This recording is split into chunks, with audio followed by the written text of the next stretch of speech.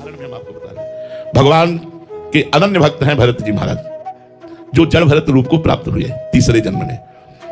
एक राजा पुत्र कामना से भद्रकाली को वचन दिया कि हे मां, यदि आपकी कृपा से हमारे पुत्र हो जाए तो मैं नर बलि चढ़ाऊंगा, मनुष्य की बलि। पुत्र हो गया। एक आदमी वो पकड़ के लाए, दस्यु थे वो, लोग तो चोर थे, हिंसक थे। अब वो आदमी समझ नहीं पाया मुझे क्यों पकड़ के लाए। अब उसको अच्छी अच्छी खान पदार्थ सामग्रियों में छोड़ दिया गया, जो तुम्हारा मन हो खाओ। तो एक जगह गर्म जलेबी खा रहा था, तो जलेबी जो खवा रहा था उसने कहा खा लो, कुछ मिनट बाद तलवार चलेगी तेरे गले पे। तो उसने कहा ऐसा? वो धीरे से बहाने से निकल गया। उसको पता नहीं था कि मेरी मृत्यु होने वाली, लेकिन जब पता चला तो भाग गया। जब वो भाग गया तो जो लोग पकड़ के लाए थे उन लोगों ने कहा अगर ये राजा को सूचना देते हैं तो हमें हमारी बलि चढ़ा देगा, तो खोजा जाए कोई नर पशु ऐसा जो बलि के योग्य हो।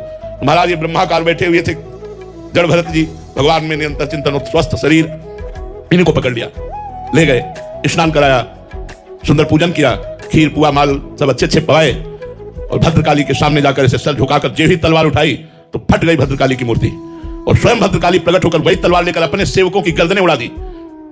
सीम की चाप सके को तासु, बड़ रखवार रमापति जासु, भगवान के भक्त की गर्दन उड़ा दे। भागवत में पढ़ के देख लो प्रसंग, अपने ही पुजारियों की गर्दनें उड़ा दी देवी जी ने। और भरत जी उठे चल दिए, भगवान के चिंतन में मग्न है। उनको पूरी हलवा खवाने में और तलवार चलवाने में कोई उनको फर्क नहीं था।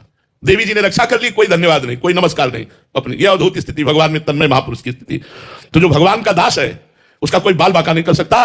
भगवान देवी रूप में है, स्वयं प्रकट होकर के, और अपने पुजारियों की गर्दनें उड़ा दी, लेकिन भरत जी के खरोच भी नहीं आने दी। भागवत में प्रसंग पढ़ लो, भरत चरित्र में।